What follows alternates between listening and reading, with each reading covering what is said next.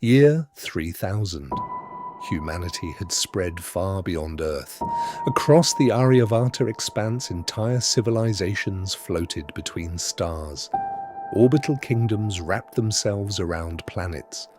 Mandala-shaped stations opened gates through deep space.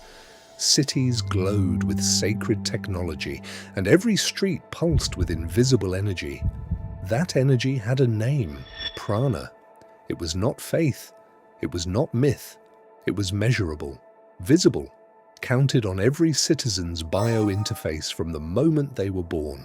Prana powered ships. Prana fed the mandala drives. Prana shaped weapons, shields, medicine, architecture, and even the laws that held the great orbital estates together.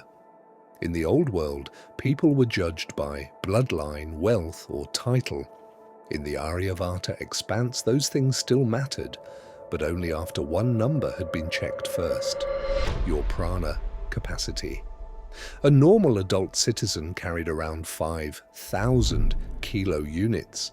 5,000 was enough to live comfortably, enough to power household tools, operate civic technology, and qualify for ordinary work in the colonies.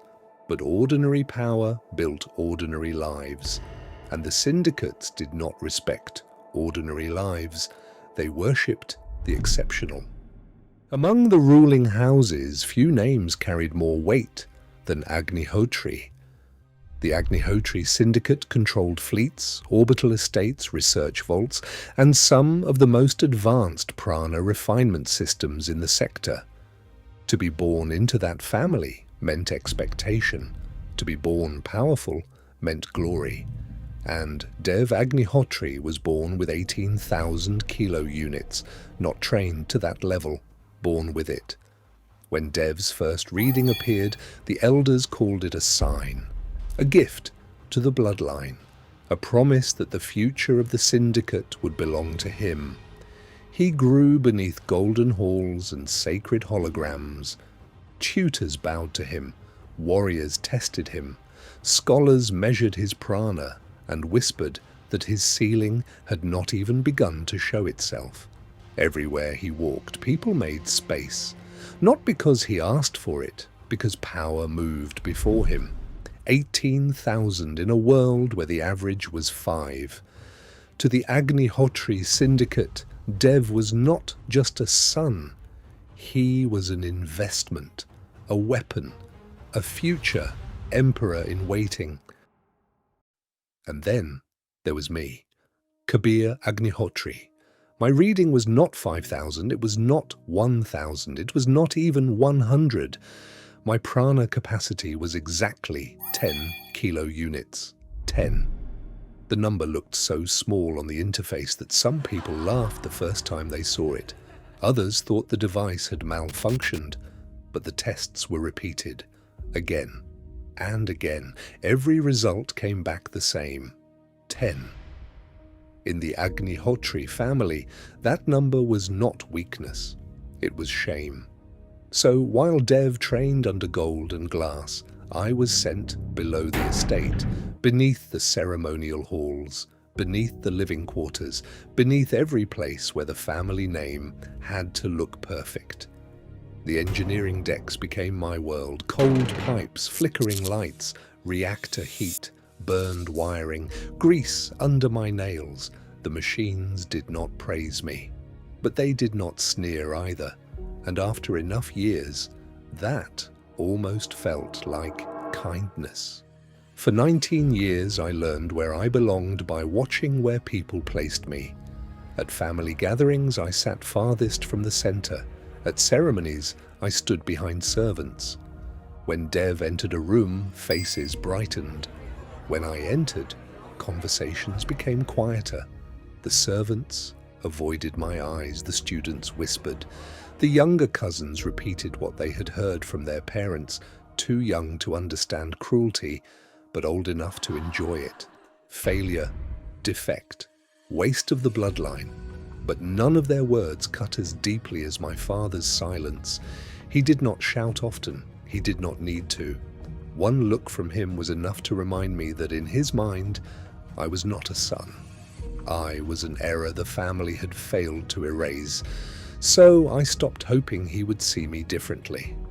I stopped hoping anyone would, because in the Agnihotri Syndicate, information was ammunition, affection was strategy, and weakness was unforgivable.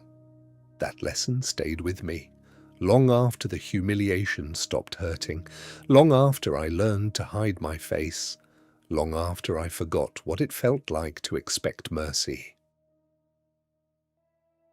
Then, at midnight, the galaxy changed. The first light appeared beyond the outer colonies, a thin golden line stretching across the stars. At first, people thought it was a solar flare. Then the wave reached the first orbital city, and every Prana interface in the sector began to rise. The Kudrat had arrived, a cosmic blessing spoken of in ancient records, a phenomenon no scholar fully understood, but every syndicate had waited centuries to exploit. Golden energy crossed the Aryavarta Expanse like a divine tide.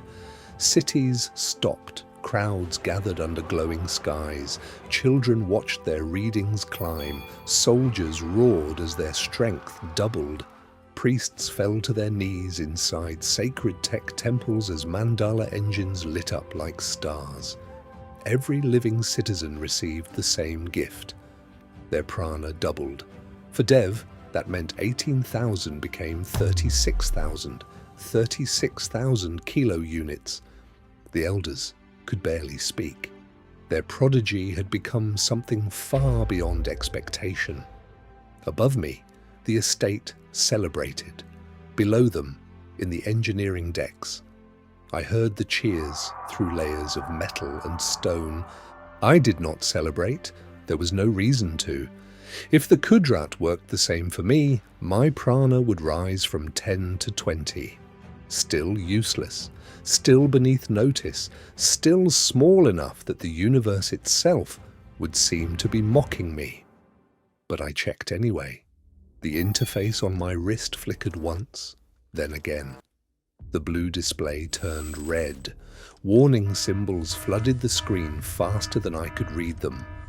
The air around the device distorted. Numbers blurred, collapsed, and reassembled into something that should not have been there. Blessing anomaly detected. Formula lock initiated. My breath caught in my throat. This was not a normal increase. The system had not doubled my prana. It had rewritten the rule attached to it. A formula opened in the air above my hand, glowing red against the darkness of the room. And for the first time in my life, my weakness did not look like an ending. It looked like the beginning of something impossible. I sat on the edge of my cot and calculated until my hands went cold. The base value was 10. 10 squared became 100. That was already 5 times more than the Kudrat should have given me. But the formula did not stop there. After 24 hours, 100 would square again. 10,000, enough to stand among trained elites, enough to no longer be ignored. And then the next cycle, 10,000 squared, 100 million. The number filled the room like a sentence from a god. 100 million kilo units, more than Dev, more than the elders, more than the combined upper ranks of the Agnihotri Syndicate. For a moment, I could not move. 19 years of being called nothing. And now, the math said that in a matter of days I would become something no one in my family could control. That should have felt like justice. Instead, it felt like standing on the edge of a black hole.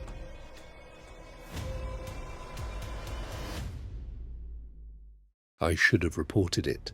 That was what any loyal son of the Syndicate would have done. But loyalty had been beaten out of me years ago. And 19 years in that house had taught me something more valuable than obedience. Never give dangerous people information about your weakness, and never give them information about your strength. So I told no one. Instead, I hid deeper in the engineering decks and tried to use Prana for the first time in my life. The technique was basic, a child's exercise. Summon a stable light sphere above the palm. I had failed it hundreds of times, but that night my fingers trembled, my pulse hammered in my ears, and I tried again. For several seconds, nothing happened. Then a small white spark flickered into existence, weak, unsteady, barely larger than a coin, but it was mine. For the first time in 19 years, Prana answered me, and in the darkness of that engine room, that tiny light felt brighter than every golden haul I had ever been denied. The next day, the equation continued. My Prana reached 10,000. I felt it before I saw the reading. It was not warmth, it was pressure. A deep, violent current moving beneath my skin, as if lightning had been poured into my veins and my body had been ordered to survive it. When I raised my hand, the same light sphere appeared, but this time it did not flicker. It ignited.